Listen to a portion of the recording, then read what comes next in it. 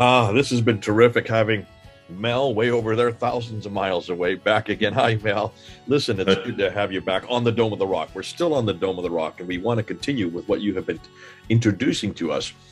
It's fascinating because we're spending an awful lot of time on the Dome of the Rock, and we've been look at the inscriptions with Joe and finding out that even the inscriptions look like they're talking about Jesus. They're not talking about Muhammad at all. The Shahada, the original Shahada, it actually could be, by looking and taking off the dots or putting on the dots, you can actually, by changing the dots around, you can actually make it shows that this is to Jesus, not to anybody named Muhammad. Now, we're going to continue with the Dome of the Rock, looking at A.J. Deuce's research. You have looked at it, you have researched it, you've unpacked it, and now you're communicating it to us. And thanks so much for coming on board. I know you're in contact with A.J. Deuce. He is thanking you for the good work that you have done, and continue. In fact, he said, didn't he, Mel, he said to you, it's so good you're putting this stuff up because he doesn't have the time or the energy, nor does he have a platform that's large enough. He was saying that maybe only 50 to 60 people will read his papers, whereas tens of thousands will look at these videos. So in some ways, we're both doing each other a favor. Dios is doing the research. You're actually understanding it. You're putting it into PowerPoints. Yeah. You're sharing it on Origins, and I'm sharing it on this channel, Founder Film. So we're getting both platforms who are really pushing this out and getting it out to the whole world out there. You're going to continue, though, because there's some more you want to bring up. And you're actually going to, I think, go back to the 7th century and tell us that nothing survived from the 7th century, which is, listen, this is going to blow everybody's mind, because we've always been told, the narrative has always been, and it's not just the standard Islamic narrative, the academics have always said this, all of the academics in every school, that it was built in 691, 692, that those inscriptions we're looking at are the original part of the building. Not the outside, the inside, the ambulatories. You're going to even dispute that. Over to you. I want to see where you're going to go with this. This is going to be fun. Thanks, Mel, for coming on board. My pleasure. Okay, so I'm going to just share. All right, so before we get stuck in today, let's review what we've seen in the last two videos. So we've seen the absence of early attestations to the inscriptions. And why is this important? Inscriptions without attestations are artifacts without provenance. Now, if you go to an antique store and you try and buy an artifact that's supposed to be a few centuries old, the first thing you will ask for is provenance, some sort of proof that it was created at the time it's supposed to have been created. Now, unfortunately, without any witnesses to these inscriptions from the early centuries, how do we know that these are from the early centuries? All we know is the writing looks like it does, but that's not good enough evidence because anyone can copy it. The second thing that we saw was that the style of the mosaics was anachronistic. It looks like it came from a much later time. That, to me, is fishy. Obviously, there are sometimes exceptions to the rule. Sometimes mosaics can be ahead of its time. But when we look at it in the context of all the other evidence, it kind of builds a case for it not being from the 7th century. What we're looking at now today is then how unlikely that inscriptions could have survived from the 7th century had they existed. Okay, so there are two inscriptions that attest to the dome's restoration after an earthquake in 1015, 1016.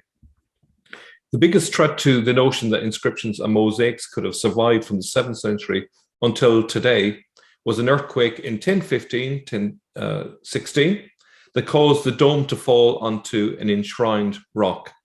Two inscriptions attest to the restoration of the collapsed dome in 1022.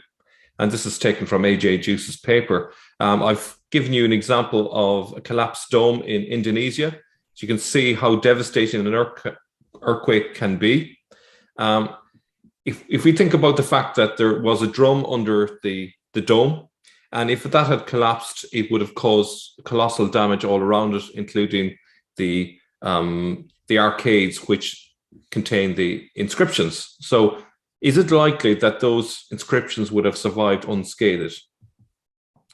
Today's arcades with inscriptions rest on columns that had been replaced after the earlier ones were destroyed. A.J. Deuce says the descriptions of the time are markedly different from the modern appearance. While the main walls appear to be the same with exact measurements given, the arrangement of the inner supporting columns is so different that another destructive event must have consumed weaker parts of the structure.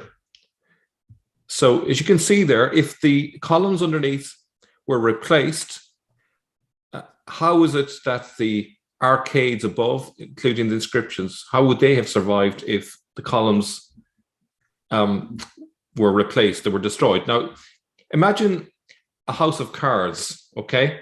Imagine what would happen if you have built a house of cards and you knocked the cards underneath. What do you think would have happened to the top deck? It would have fallen as well. That's what you would expect. At the very least, you'd expect massive damage to the arcades above, but we see no sign of damage, no sign of repair work on the inscriptions. So this would indicate that whenever they were made, it was after the period of this reconstruction. Now, if we look at the difference in the number of columns, okay? So the image on the left is an imagined ground plan based on the number of columns that existed, okay? So there were 8 inner supporting columns and 24 outer columns in the image on the left, whereas today we have 12 inner supporting columns and 16 outer columns. So you can't just pull out columns and replace them and expect everything to hold together.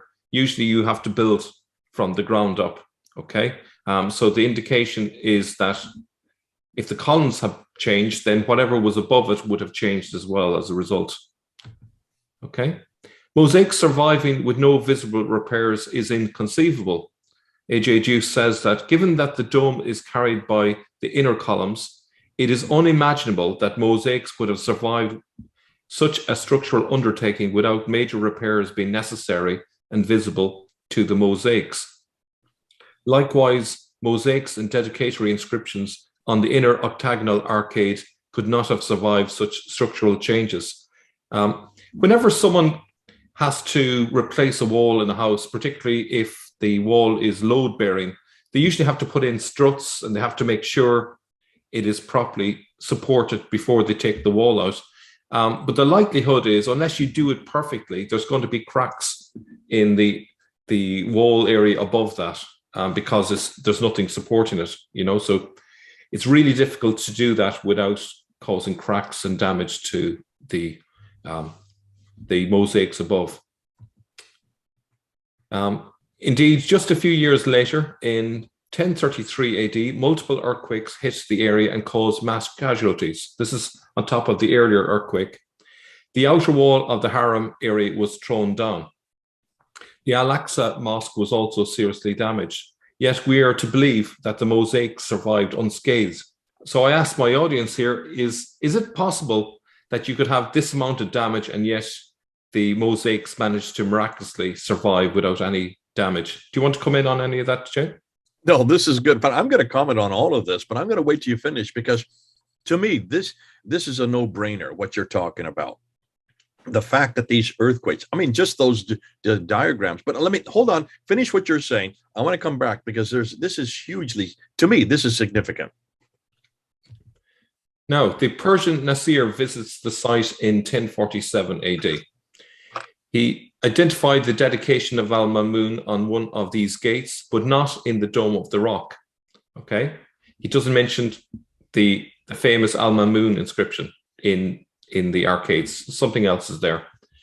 From the interior, he merely mentions the unique woodwork for the ceiling and roofing. Now, from all the images I've seen of the interior of the Dome of the Rock, woodwork is not something that springs to mind for the ceiling. I would have thought of mosaics, but he doesn't mention that. He mentions woodwork. He also provides for a detailed account of removable interior decorations and the supernatural rock itself. He is silent about mosaics and inscriptions. Now, you'd be hard-pressed to imagine that he's talking about the same place that we're talking about today. It seems like it was very different. So he's saying that essentially there's no reference to mosaics, no reference to inscriptions, and he's describing the interior as very different to what it is today with woodwork on display. The Andalusian jurist Ibn al-Arabi visited the Dome of the Rock around 1092 to 95 AD, but leaves no description of Abd al-Malik's mosaics or inscriptions. So you'd expect, if the mosaics and inscriptions were there, that he, of all people, would have mentioned them, considering he would have spoken Arabic, and yet he doesn't mention them. In 1106, 1107 AD, we have the first mention of the interior mosaics. The Russian abbot Daniel visited the Holy Land in 1106 and left detailed descriptions that include the first mention of interior mosaics. While this is the first such description from shortly after the Crusaders had captured Jerusalem, it is too general an overview, and it does not mention the all-important inscriptions. Now, we have another witness, 1322, that describes dramatically different dimensions from the current Dome of the Rock. John Mandeville had supposedly been in Jerusalem around 1322. He testifies to having personally witnessed the Muslim rituals in the Dome of the Rock and describes the building as simple, just as commanded in the Bible, which A.J. Juice says, which would not be simple but richly decorated. But here is the key thing, is that he says it was twice as high as wide. The dominant exterior feature being marble pillars all round. It should be noted that the Dome of the Rock today is not twice as high as it is wide, but about 3/4 high as it is wide. So we're talking about a dramatically different building in 1322 from what it is today. We tried to draw the geometry of what was said. Given that the outer octagonal is documented, we are now looking at a sizable tower, double the height of the current structure. No one seems to see the mosaics or the inscriptions. So, as you can see, we're not really finding the sort of evidence that we would expect. There seems to be a lot of changes going on from century to century. What we would have expected is, at the very least, at least by the 12th century, would expect a clear reference to the inscriptions that says that Abd al-Malik, or at least al-Mamun, had created the Dome of the Rock. We don't see that. We see a vague mention of mosaics at this point, but there's no clear indication that it's the same mosaics as we have today. We also saw a description of the interior, which had a mention of woodwork instead of mosaics as well. So there's a lot of confusing witness accounts here, but it doesn't really add up to a picture that we could say we have high confidence that there were inscriptions that had come from the 7th century. We can see that the Dome of the Rock had been reconstructed after earthquakes, and it is highly unlikely that any inscriptions, had they existed, would have survived all of that turmoil and destruction. So I'll hand it back to you, Jay. Well, this is highly damaging. To me, this is a no-brainer. I think this is quite easy, what you've pointed here, Mel. When you look, and this is what we've always asked, we've said this over and over again, make sure that if you're going to talk about something, if you're going to start from a premise, that premise has to be supported by the century that you're referring to. And we've asked everybody to, rather than always coming from the 9th, 10th, 11th century, we are going up to the 12th century, or in this case, even the 14th century with 1322, we need to go back and see what was happening in the 7th century. And we've always assumed the 7th century, the Dome of the Rock is there. Nobody has disputed this idea that those inscriptions that we see there today are the inscriptions that Abd al-Malik put there. Now, suddenly, A.J. Dios is saying, well, hold on a minute, and let's just go look and see what the people are saying. Let's just follow through. And you've done that. You've taken 1015 AD, the earthquake that happened there, that the dome, it fell to pieces and restored again in 1022. Newly refurbished columns are put there. And I think what is interesting, that picture of the two columns, I'll just put it up here again. See this picture of the two columns. On the one side, the inner ambulatory has been gone from 8 to 12 columns. So it's increased the number of columns between the old and the new. And on the other side, the outer ones has decreased from 24 down to 16 columns. When you take and you refurbish columns, when you take out columns, you take that which they're holding up, and that the inscriptions are what they're holding up. And you cannot therefore say that the inscriptions were left intact. If there were any inscriptions, they would have been replaced completely between when those sets of columns were replaced. You went on to look at 1033, multiple earthquakes that hit. That when you have earthquakes, you have damage. These would have damaged inscriptions if they existed. 1047, the Persian Nasya, referring to wood, not even to the beautiful columns that are made out of, what is it, marble? And what other? Actually, yeah, I would just say that this is consistent with it being post an earthquake era.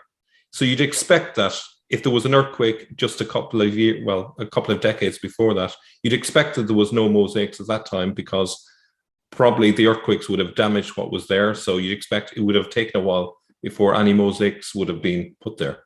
Okay, so we're talking about 14 years earlier, not even a couple of decades, just 14 years earlier when the earthquake hit in 1033. We're now 1047. 14 years later, this Persian Nasya mentions this is woodwork, which would be something that would replace it. You start with wood, and then you bring the more permanent type of marble or other stonework that you would use. You went to 1092, and you talk about Al-Arabi. Says nothing about the inscription. That would be the first thing he would talk about. And it's not until 11. So we're talking the 12th century that you have the Russian abbot Daniel, who refers to mosaics, but not inscriptions. What's interesting is you ended with 1322, John de Mandeville, saying that this was just a simple structure, and that it actually the dome is twice as high as it should be today. So I think in conclusion, what I'm walking away from in this segment, in this episode, really are the fact that nobody seems to notice these inscriptions, which are on the outer arcade, on either side of the outer arcade. And these inscriptions, by virtue of the fact that they're so important, they are so pivotal to the whole message, the narrative that the Dome of the Rock is trying to make. With these earthquakes that have come out, the fact that you talked about the dome falling down in the earthquake. When the dome falls, when there's earthquake, the outer arcade where all the inscriptions are would be the first things to have been damaged. And even the fact that there are different columns in both the inner and the outer, the inner goes from 8 columns to 12 columns, proving that has completely changed. But more damaging than that are the outer column, the outer arcade. If the fact that there were 24 columns, according to one description, that has been reduced to 16 columns later on, that's where all the inscriptions are. If you change the columns, you change the inscriptions. To me, that's where the penny dropped for me when I was listening to you just now. And that's why it's fascinating that we don't get till 1322 when John of de Mandeville says it was simple, and not only that it was simple, but the dome was itself looks like it was higher than it was wider. It's a completely different dome. This is the 14th century. So if that is the case, where did the dome that we have now that we're looking at, when was it built?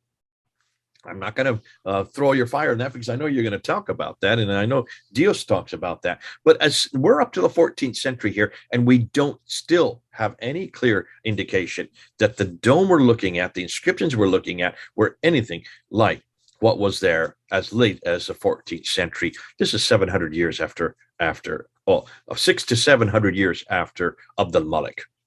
Proof that we need to refigure everything we've talked about concerning how the Arabic changes, how the Quran changes, and how these verses within the Quran, because these are powerful verses. Chapter 4, verse 171, chapter 112. When were they actually introduced on the Dome of the Rock? We've always said that these were the antecedents to the Quran. Looks like it may be the other way around. Okay, this has been fun. This has been great. Can't wait for the next segment. Thanks, Mel, for coming on board. Now, people, you can comment. Go ahead and do so. We like to hear what you're saying, but please, please, please don't start telling us we've been to the Dome of the Rock. We have seen what the inscriptions say. You guys are just lying because the inscriptions don't say what you're saying. Please understand, we're asking historical questions here, not content of the inscriptions you can read today. Basically, what Mel is saying is those inscriptions that you can read today were not there in the 7th century. As simple as that. They were added at a much later date. When? Hold on. We're going to answer that one in time. This is Mel and Jay, thousands of miles apart, over and out.